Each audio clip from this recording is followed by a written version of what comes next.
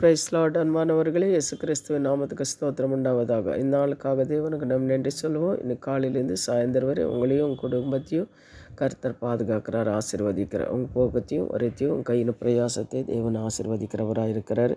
சமாதானமாக இருங்க. இன்னும் கூட நம்ம ஒரு வேதத்தில் ஒரு வசனத்தை வாசிக்கலாம். எரேமியா 31:13 பாருங்கள்.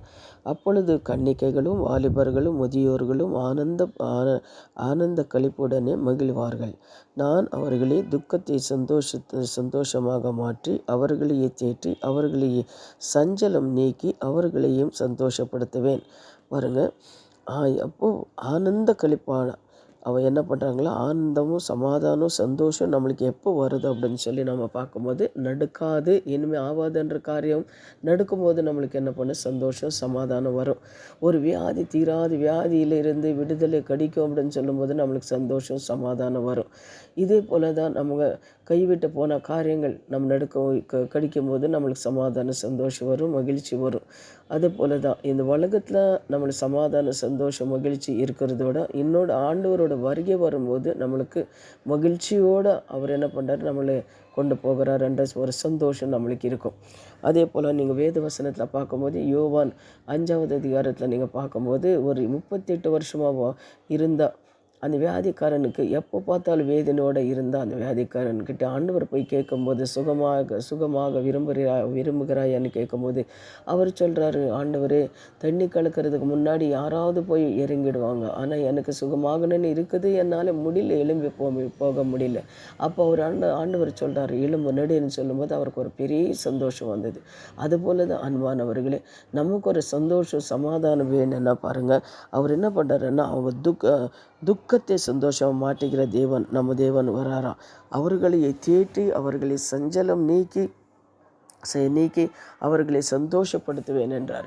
அப்போ ஆண்டவர் வரும்போது ஆண்டவர் நம்ம காரியங்கள் எல்லாம் சஞ்சலங்களெல்லாம் நீக்கும் போது நமக்கு இருக்கிற அந்த கடனும் வியாதிகளும் பிரச்சனைகளும் போராட்டங்களெல்லாம் நீக்கும் போது நம்மளுக்கு ஒரு சந்தோஷம், ஆண்டவர் மேலே ஒரு விசுவாசம் வரும், சந்தோஷம் வரும், சமாதானம் வரும்.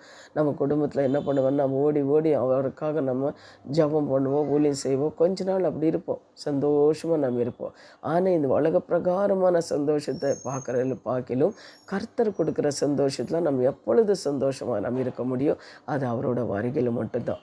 ஆனால் நீங்கள் பாருங்கள், இங்கே ஏதோ சந்தோஷமாக இருக்கீங்களா, சமாதானம் இருக்கீங்களோ எனக்கு தெரியாது. ஆனாலும் தேவன் பாதத்தை நீ கேளுங்க, ஆண்டவர் இந்த சந்தோஷம் எனக்கு வேணும், எப்பொழுதும் ஆண்டவரே நான் சந்தோஷமாக சமாதானமாக உங்கள் பாதத்தில் உங்கள் சந்நிதியில் நான் இருக்கணும், எனக்கு சந்தோஷம் கொடுங்க அப்படின்னு சொல்லி கேளுங்க. கர்த்தர் உங்களை சந்தோஷமாக கொடுத்து உங்களை தேற்றுகிறவராக இருக்கிறார். அதே போல் இன்னொரு வசனத்து கூட பாருங்கள், நெகேமியாவை பற்றி நம்ம பார்க்குறோம். நெகேமியா ஆலயம் கட்டும்போது எல்லாம் எதிர்த்தாங்க. நெகேமியாவுக்கு எல்லாம் எதிர்த்து ஆலயம் கட்டக்கூடாது அப்படின்னு சொல்லி வந்தாங்க. ஆனால் எருசலேம் அலங்கத்தி பாருங்கள், நெகேமியா 12:27 எருசலேம் அலங்கத்தியை பிரதிஷ்டை பண்ணும்போது பாருங்கள், துதியினாலும் பாடலினாலும் கைத்தாளங்களாலும் தம்புரினாலும் சுரமண்டலத்தினாலும் முதலான கீத வாத்தியங்களினாலும் பிரதிஷ்டையுமே மகிழ்ச்சியோடு கொண்டாட எல்லா இடங்களிலும் இருக்கின்ற லேவியர் எருசலேமுக்குமே வரும்படி தேடினார்கள் அப்படின்னு சொல்லி நம்ம பார்க்குறோம். பாருங்கள், அன்றைக்கி பிரதிஷ்டை ஆலயம் கட்டுறதுக்கு தடை பண்ணாங்க. ஆனால் இப்போ பிரதிஷ்டை பண்ணும்போது பாருங்கள், எல்லா வாத்தியங்களோடும் அவரை சந்தோஷமாக சமாதானமாக தேவன் என்ன பண்ணுறாரு, பிரதிஷ்டை பண்ணுறார்கள்.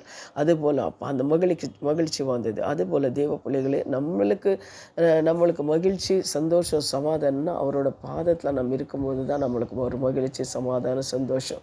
அவர் பாதத்தில் நம்ம இராமல் நம்ம என்னதான் ஆஸ்தி அந்தஸ்துகள் இருந்தாலும் நம்மளுக்கு அதில் சந்தோஷம் வராது. அவர் நம்மளோட இருக்கும்போது தான் நம்மளுக்கு சந்தோஷம். அதனால் தேவன்கிட்ட நீங்கள் கேளுங்க, ஆண்டவரே, நீர் எங்களோட இருக்கும்போது என் மகிழ்ச்சி சந்தோஷம் சமாதானம் எங்களுக்கு நீர் கொடுப்பீருன்னு நாங்கள் விசுவாசிக்கிறோம்.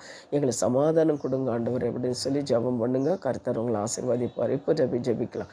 பரலோக பிதாவே, சர்வ வல்லமுள்ள தேவனே, நன்றி சுவாமி. ஆமேன். கர்த்தாவே, இந்த உலக பிரகாரமான ஆண்டவரே, கர்த்தாவே, உலக பிரகாரமாக பிள்ளைங்கள் எவ்வளோ கஷ்டப்படுறாங்க சுவாமி. கர்த்தாவே, ஆனாலும் அவங்களுக்கு எங்களுக்கு எவ்வளோ கடன் இருந்தாலும் பிரச்சனைகளும் போராட்டங்கள் இருந்தாலும் நீங்கள் எங்களோட இருக்கும்போது ஒரு சந்தோஷம் சமாதானம் எங்களுக்கு கிடைக்கும்னு நாங்கள் விசுவாசிக்கிறோம்.